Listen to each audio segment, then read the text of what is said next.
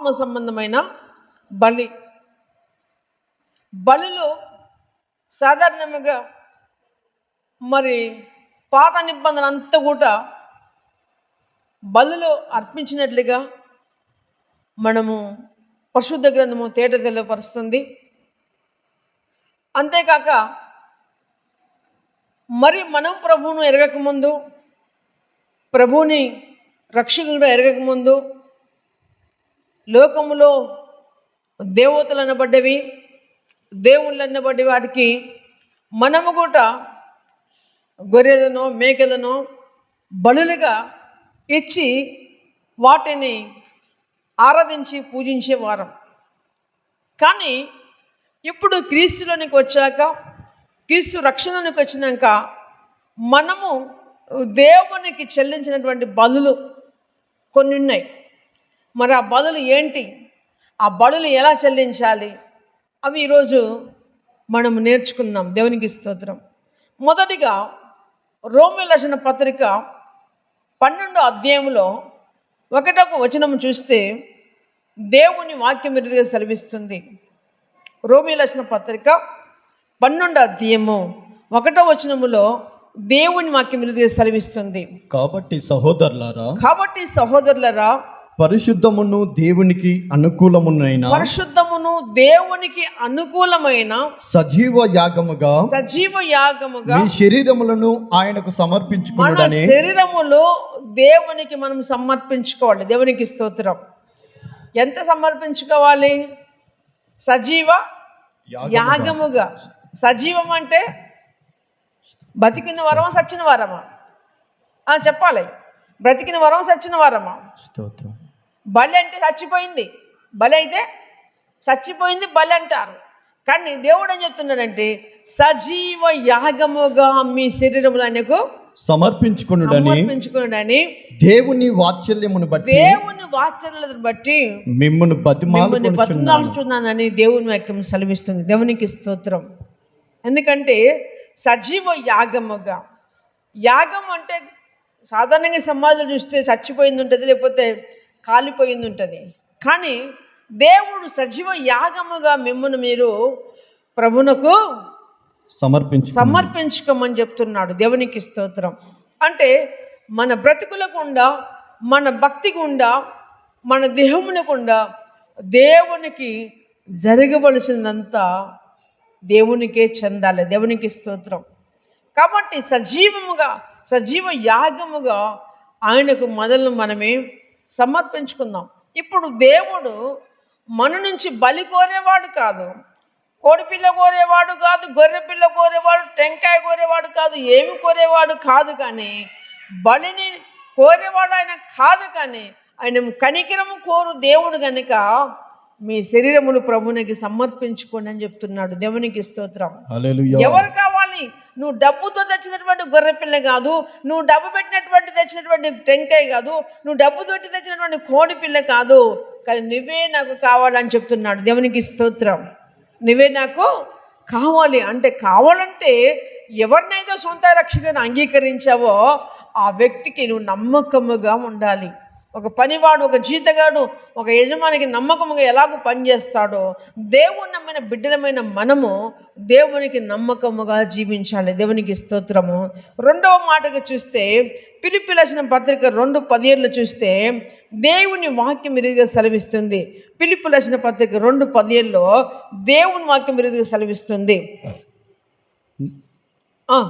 నిరపరాధులను నిష్కలంకులను అనిందులైన దేవుని కుమారులగునట్లు. నిరపరాధులు కావాలి, నిందరహితులు కావాలి, అనిందులైనటువంటి దేవుని కుమారులగునట్లు సనుగులను సంశయములను మాని సమస్త కార్యములను చేయుడి. 2:17 ఫిలిప్పీ 2:17 మరియు మీ విశ్వాస యాగములోను. ఇది కరెక్ట్ వాడు. మరియు మీరు విశ్వాస యాగము. ఏ యాగం అండి? విశ్వాస యాగములోను. యాగం అంటే మరి మన ప్రభు కలువరిశిలో ఏమైపోయాడు? బలి యాగమైపోయాడు. మనము కూడా విశ్వాసములో దేవునికి యాగమైపోవాలి. అంటే దేవునికి ఇష్టలుగా, దేవుని సొత్తుగా మనం మార్చబడే వారముగా ఉండాలి. దేవునికి స్తోత్రం.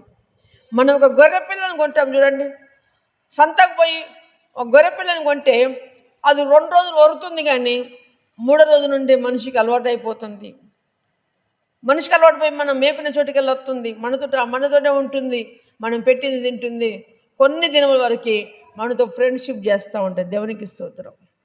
అది ఎప్పటిదాకా నమ్మకంగా ఉంటుంది వారితో అంటే దాన్ని పండబెట్టి కోసిన దాకా కూడా నమ్మకంగానే ఉంటుంది. ఒకసారి బాధే, సాది మంచిగా ఫుడ్ పెట్టి అది పెట్టి ఇది పెట్టి చివరికి దాన్ని ఏం చేయాలి, మళ్ళీ కొయ్యాలి.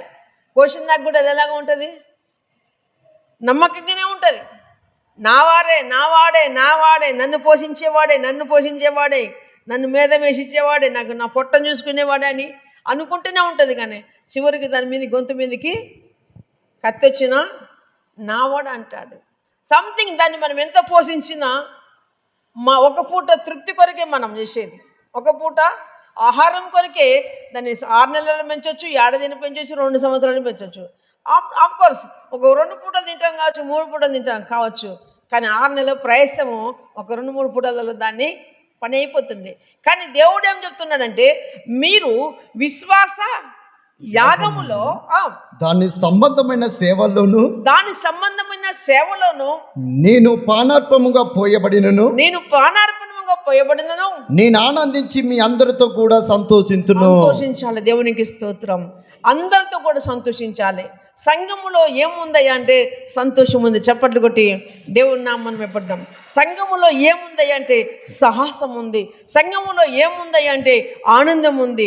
సంఘములో ఏముందయ్యా అంటే అందరితో కలిసి దేవుని సన్నిధిలో ఆరాధించేటువంటి ఉన్నది. సంఘములో ఏముందయ్యా అంటే దేవుని ఆత్మతో నింపబడే అభిషేకం ఉంది. దేవునికి స్తోత్రం.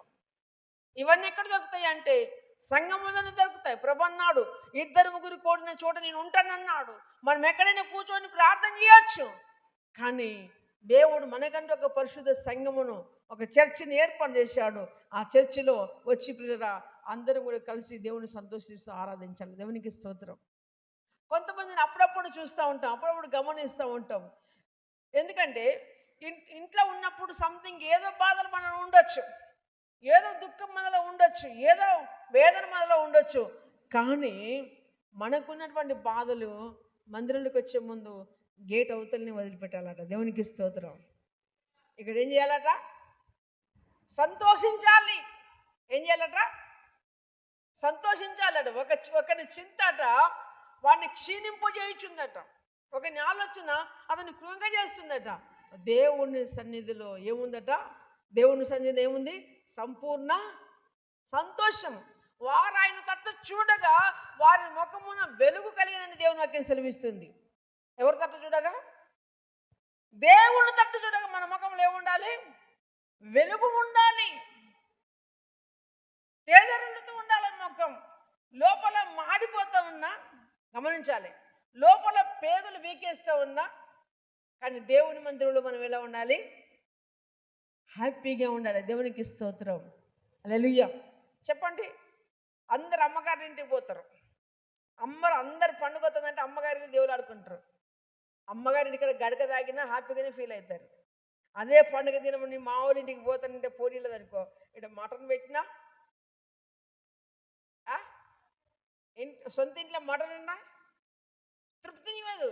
అదే కానీ మా వాళ్ళ ఇంటికి పోతా, ఈ పండుగకు మా వాళ్ళ ఇంటికి పోతా అంటే ఆడపోతే గడక తిన్నా, చెప్పాలి, గడక తిన్నా, గంజి తాగినా సంతోషంగా ఉంటారు. అలాగనే ప్రియదేవుని సంగమా, ఇది మన తండ్రి ఇల్లు. దేవునికి స్తోత్రం. ఇది మన పుట్టిల్లు కదా. మన బాధలన్నీ మర్చిపోవాలి. దేవుని సన్నిధిలో విశ్వాస యాగములు మనకి వెళ్ళాలి. దేవునికి స్తోత్రం.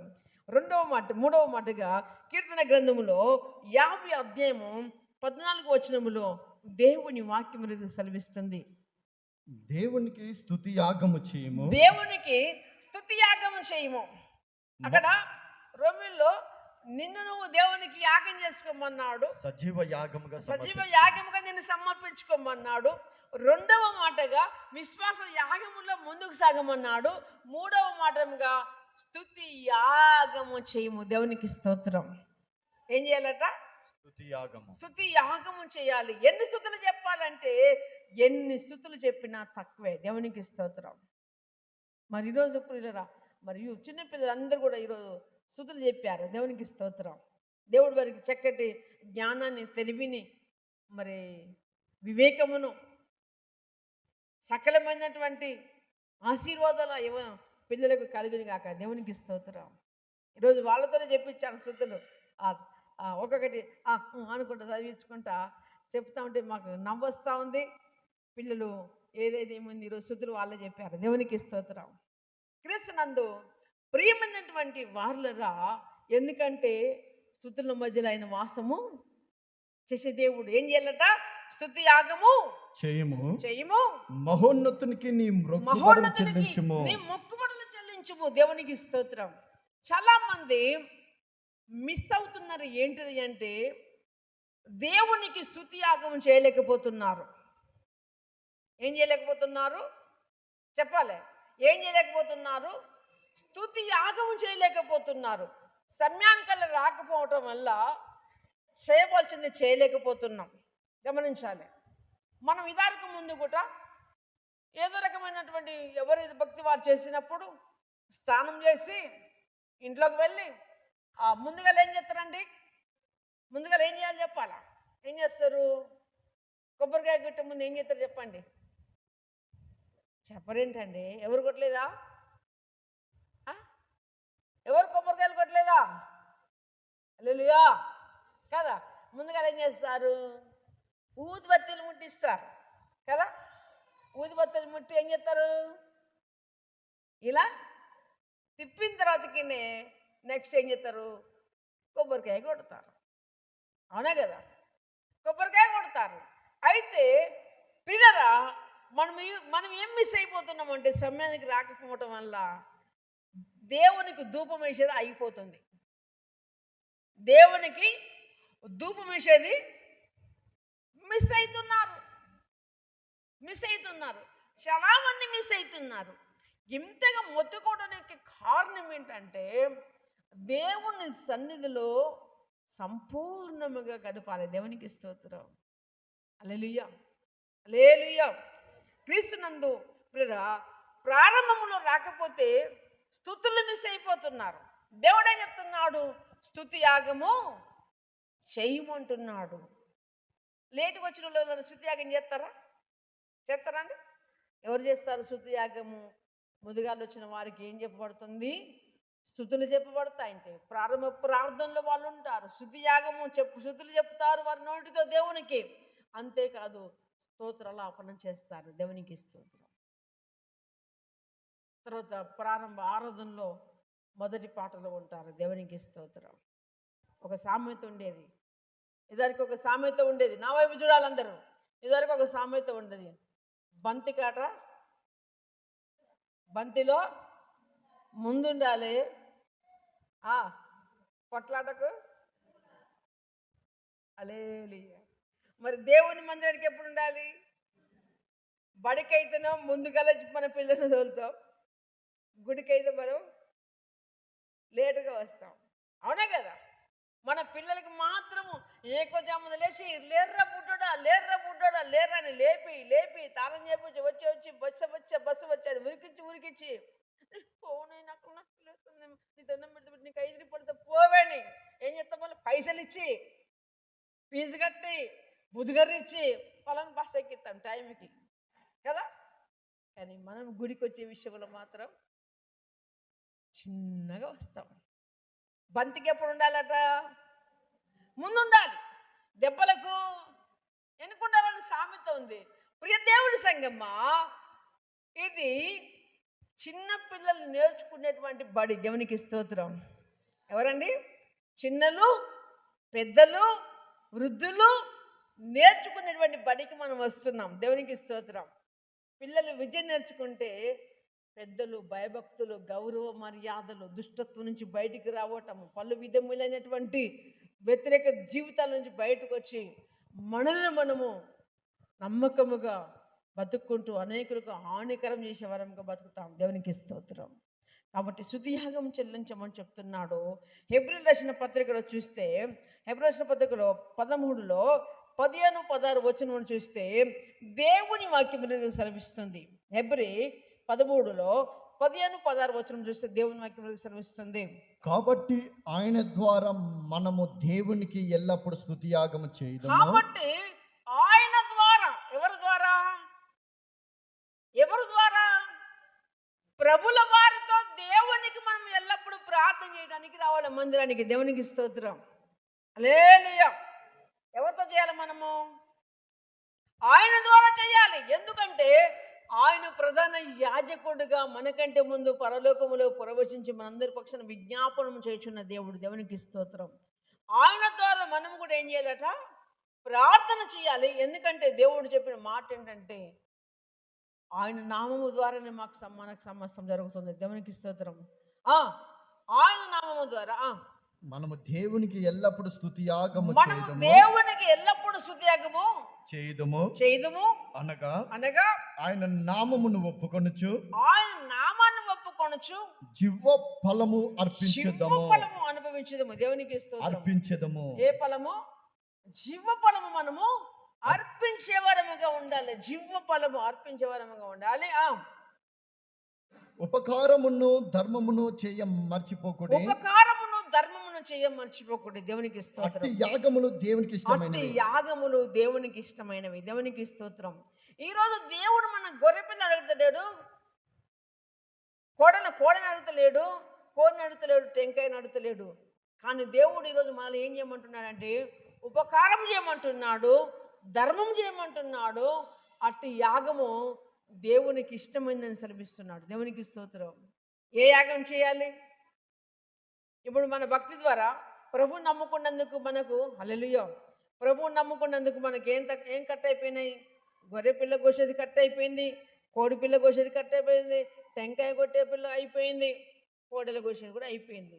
కానీ ఇప్పుడు దేవుడు మనం ఏం చేయమంటే ఉపకారము చేయము. దేవునికి స్తోత్రం.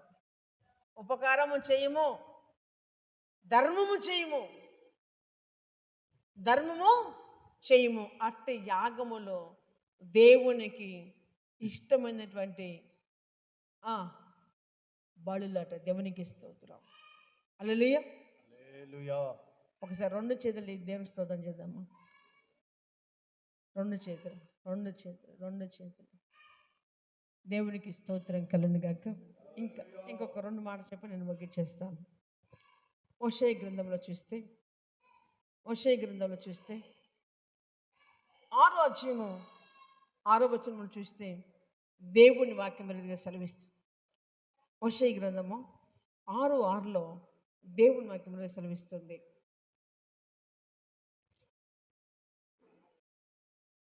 నేను బలిని కోరను కానీ కనికరమునే కోరుచున్నాను. దహన బలుల కంటే దేవుని గూర్చిన జ్ఞానము నాకు ఇష్టమైనది. నాకు ఇష్టమైనది. దేవునికి స్తోత్రం. దేవుడు మన నుంచి బలిని కోరట్లేడు. దేవుడు మన నుంచి కోరేది ఏంటంటే కనికరము. దేవునికి స్తోత్రం. ఏం చేయాలి? కనికరము గలవారు ధన్యులు, వారు కనికరము పొందుదురు. దేవుడు మనల్ని కరుణించాడు కనుకనే మనము కనికరింపబడ్డాం. దేవుడు ఏం కోరట్లేడు? వల్ల ఏం కోరట్లేడయ్యా? నేను బలిని కోరట్లేడు ఆయన. మన బలిని కోరట్లేడు ఆయన, కనికరం కోరుచున్నాడు. మనము కూడా కనికరం గల వారై ఉండాలి. దేవునికి స్తోత్రం. మేలు చేసేవాటి అందు విసుకుంటూ ఉండాలి, ఉపకారం చేసేవారముగా ఉండాలి, ధర్మం చేసేవారముగా ఉండాలి, మనము కనికరమును చూపేవారముగా ఉండాలని దేవుడు కోరుచున్నాడు. కనికరమును కోరుచున్నాను. బలిని కోరను కానీ కనికరమునే కోరుచున్నాను. దహన బలుల కంటే దేవుని గూర్చిన జ్ఞానం నాకు ఇష్టమైనది. దేవునికి స్తోత్రం. దేవుని పిల్లలందరికీ కూడా ఏం కావాలట? దేవుని గురించిన జ్ఞానం కావాలి. దేవుని గురించినటువంటి లోకము గురించిన జ్ఞానం అందరికీ ఉన్నది, కానీ దేవుని గురించిన జ్ఞానము లేదు. దేవుని పిల్లలముగా లోకమును గురించిన జ్ఞానము మనకు తక్కువ, దేవుని గురించిన జ్ఞానం మనం ఎక్కువ చేసుకోవాలి. దేవునికి స్తోత్రం. ఆ జ్ఞానము లేని కావున మనము దేవునికి దూరముగా ఉండటానికి, దూరముగా జీవిస్తూ దేవుని సంపూర్ణతోనికి రాలేకపోతున్నాం. దేవుడు అంటున్నాడు, దేవుని జ్ఞానమును కోరుకోమంటున్నాడు. దేవునికి స్తోత్రం. ఎందుకంటే జ్ఞానవంతుని కట ఒక గద్దింపు మాట చాలట. ఎవరికండి? మూర్ఖునికి ఎన్ని మాటలు చెప్పినా ఎక్కువట, కానీ జ్ఞానవంతునికి ఒక్క గద్దింపు మాట చాలట. ఏయ్,